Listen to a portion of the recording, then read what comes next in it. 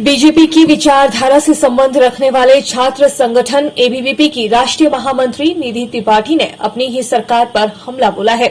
शिमला में पुलिस भर्ती paper leak पर पूछे गए सवाल पर उन्होंने कहा कि पेपर लीक होना राज्य सरकार की व्यवस्था पर बड़ा प्रश्न चिन्ह है।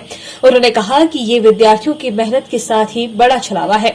उन्होंने कहा कि बिहार हो चाहे यूपी, जहां भी पेपर लीक होने के मामले सामने आए हैं वहां एबीवीपी विरोध कर रही है। उन्होंने हिमाचल सरकार से मांग की है कि वे आरोपियों के खिलाफ कड़ी से कड़ी कार्रवाई करें।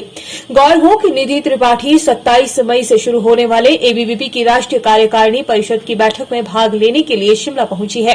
उन्होंने प्रेस वार्ता में कहा कि पूरे देश भर में 468 कार्यकर्ता इस बैठक में शामिल होंगे। इससे पहले बुधवार को पीटर हॉफ में राष्ट्रीय कार्यकारिणी की एक बैठक हो रही है। इस बैठक में आगामी रूपरेखा को तैयार किया जाएगा। अखिल भारतीय विद्यार्थी परिषद के लिए ये राष्ट्रीय कार्यकारी परिषद की बैठक जो शिमला में 40 सालों के बाद हो रही है, ये अपने आप में हिस्टोरिकल है, क्योंकि ये एबीवीपी के ईयर क्लोजिंग और अगले ईयर की प्लानिंग करने का हमारी बैठक होती है। तो इसके अंतर्गत चूंकि ये अभविप के 75वें वर्ष का भी वर्ष है, तो इस कारण से हम एबीवीपी के 75 के निमित्त अलग अलग प्रकार की योजनाएं भी इस बैठक में बनाने वाले हैं। दूसरा, इस बैठक में स्वावलंबी भारत में युवाओं का योगदान, इस विषय पर अनिल सहस्त्रबुद्धे जी जो कि AICTE के डायरेक्टर हैं, उनका भी एक भाषण होने वाला है। इस NEC बैठक के शुरुआत में 26 तारीख को शाम को नागरिक अभिनंदन समारोह भी होने वाला है, जिसमें हिमाचल प्रदेश के आदरणीय मुख्यमंत्री जी का भी रहना उस में होगा। इस जो अपनी 3 दिवसीय बैठक हमारी होगी, इस बैठक में मुख्यतः 4 विषयों पर प्रस्ताव भी पारित होने वाले हैं। उन 4 विषयों में 2 विषयों पर बात करें तो अभी शिक्षा संबंधी प्रस्ताव, साथ ही स्वावलंबी भारत में युवाओं का कैसे योगदान हो सकता है उसके विषय पर, और एक जो करंट सिनेरियो पूरे देश भर का चल रहा है उसके अकॉर्डिंग ऐसे ये 4 प्रस्ताव और एक आह्वान, एक यूथ से एक आग्रह करने के लिए भी कि एबीवीपी का 75 ईयर है तो वो कैसे अपना कंट्रीब्यूशन नेशन के रिकंस्ट्रक्शन में दे सकते हैं, इसके लिए भी एक आह्वान किया जाएगा।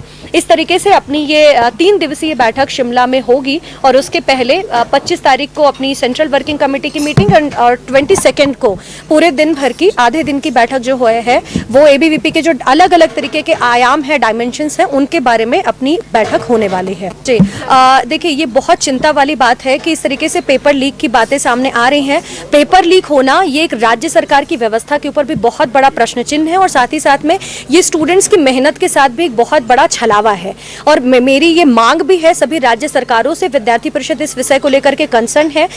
उत्तर प्रदेश में पेपर लीक का मामला हो, बिहार में पेपर लीक का मामला हो, या फिर हिमाचल प्रदेश के अभी जो समाचार आए हैं, ऐसे ही राजस्थान में जो पेपर लीक का मामला आया है, उन सभी विषयों को लेकर के विद्यार्थी परिषद लगातार आंदोलन भी कर रही है, धरने भी कर रही है। और हमारी समस्त राज्य सरकारों से मांग है कि पेपर लीक करवाने में जो लोग भी सम्मिलित होते हैं उन सब लोगों के ऊपर कठोर से कठोरतम दंडनात्मक कार्यवाही की जानी चाहिए और एक ऐसा उदाहरण सेट करना चाहिए कि भविष्य में कोई भी व्यक्ति छात्रों के जीवन से खिलवाड़ करने वाला पेपर लीक करने जैसा कदम ना उठा पाए। देखिए, अभी जिस तरीके से राष्ट्रीय शिक्षा नीति, नेशनल एजुकेशन पॉलिसी 2020 आई है, तो ये स्वयं में ही शिक्षा जगत में परिवर्तन का एक बहुत बड़ा माध्यम, बहुत बड़ा सोर्स बनने वाली है।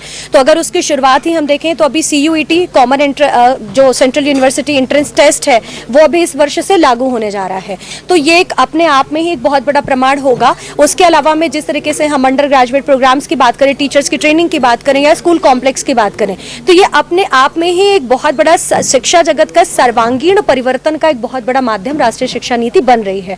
तो वो अभी हर देश में, मतलब देश के अलग अलग राज्यों में भी वो लागू हो रही है। अलग अलग राज्य अपने अपने तरीके से कमेटीज बना करके इनिशिएट कर रहे हैं।